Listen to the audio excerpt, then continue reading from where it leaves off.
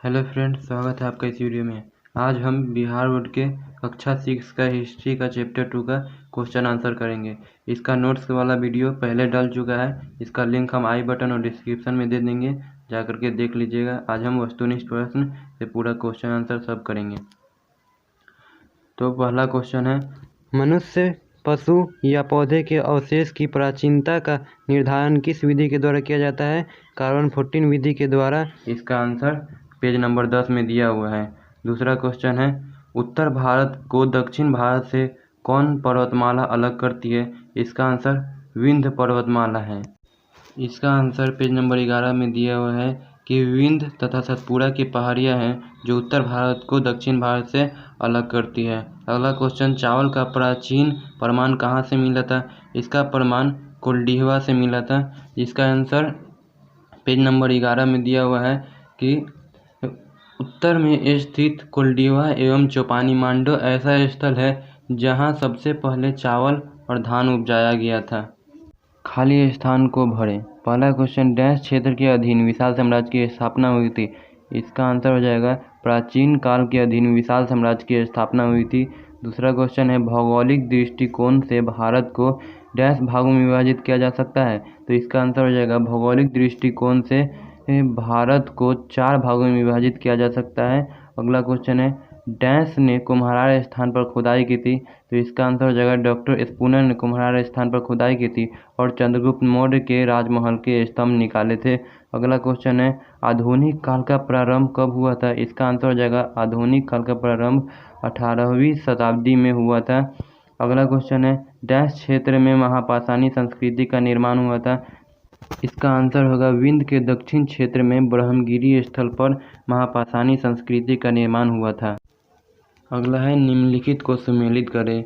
तो इसमें खासी एक जनजाति है, मगध प्रथम बड़ा साम्राज्य था और महापाषाणी संस्कृति दक्षिण भारत में फैला था और चौपानी मांडो वहाँ पर अनाज के प्रमाण मिले थे, चावल और धान के। सारे ऑब्जेक्टिव क्वेश्चन हो गए, अब सब्जेक्टिव क्वेश्चन होगा।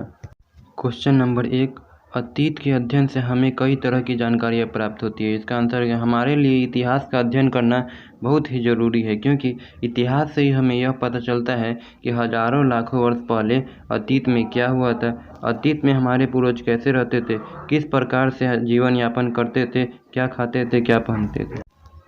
इतिहास के अध्ययन से हमें ये भी पता चलता है कि अतीत में हमारे पूर्वज ने क्या गलतियाँ की, जो गलतियाँ हम फिर से नहीं करें और खुद को ज़्यादा विकसित कर पाए। अतीत से लेकर वर्तमान तक के सभी जानकारियाँ अतीत से ही मिलती है।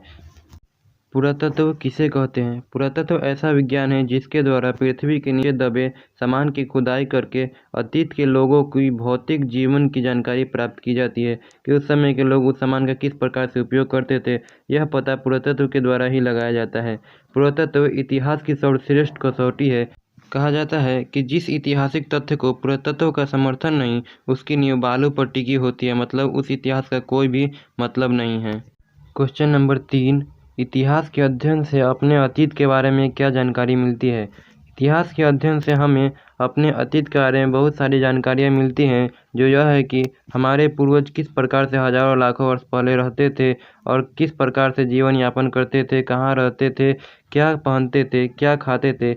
इन सब चीज़ों के बारे में हमें इतिहास से ही पता चलता है। क्वेश्चन नंबर 1 और 3 लगभग समान ही है, दोनों का आंसर एक ही हो जाएगा। अगला क्वेश्चन नंबर 4, अतीत की जानकारी जिन जिन स्रोत के माध्यम से होती है उनकी एक सूची बनाइए। तो इसमें पहला है लिखित स्रोत। इसमें महाकाव्य, कविता, नाटक, पांडुलिपि और वेद आते हैं। पांडुलिपि जो है जो तारपत्र और भोजपत्र पर लिखे जाते थे। महाकाव्य 4 प्रकार के होते हैं, ऋग्वेद, यजुर्वेद, सामवेद। इन सब में इतिहास की जानकारी प्राप्त होती है। दूसरा होता है अभिलेख। अभिलेख तांबे और पत्थर के ऊपर लिखा जाता है नुकीली औजार से, और इसे सार्वजनिक जगह पर लगाया जाता है ताकि इसको सब देखें और इसका सब पालन करें। अभिलेख राजाओं के द्वारा लगाया जाता है, उसमें महान लोगों के बारे में बताया जाता है और कई उपदेश दिए जाते हैं अभिलेख में।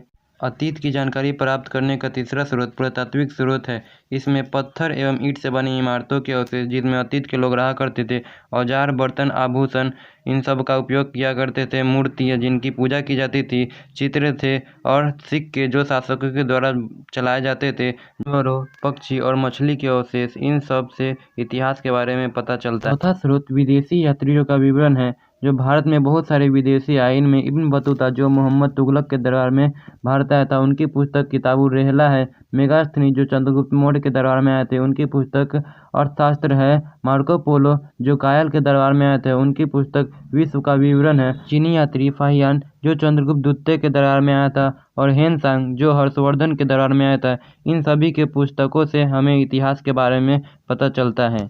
क्वेश्चन नंबर 5, देश का नाम भारत और इंडिया कैसे हुआ? इंडिया शब्द इंडस से निकला है, जिसे संस्कृत में सिंधु कहते हैं। लगभग 2500 वर्ष पहले उत्तर पश्चिम की ओर से आने वाले ईरानियों और यूनानियों ने सिंध को हिंदोस अथवा इंडोस कहा तथा इस नदी के पूर्व में स्थित भूमि प्रदेश को इंडिया कहा। फारसी में यही शब्द हिंद एवं हिंदुस्तान कहा जाता है। दूसरी मान्यता यह है कि उत्तर पश्चिम क्षेत्र में रहने वाले भरत नाम के मानव समूह के नाम पर हमारे देश का नाम भारत पड़ा है। अगला क्वेश्चन, काल निर्धारण के कारण 14 विधि को बताएं। यह प्राचीन वस्तु की तिथि निर्धारण की वैज्ञानिक विधि है। इससे वस्तु कितना पुराना है यह पता लगाया जाता है। तिथि निर्धारण का यह कार्य भौतिक शास्त्री द्वारा किया जाता है। सभी वस्तु में एक प्रकार का रेडियोधर्मी पदार्थ होता है जो कार्बन 14 कहलाता है।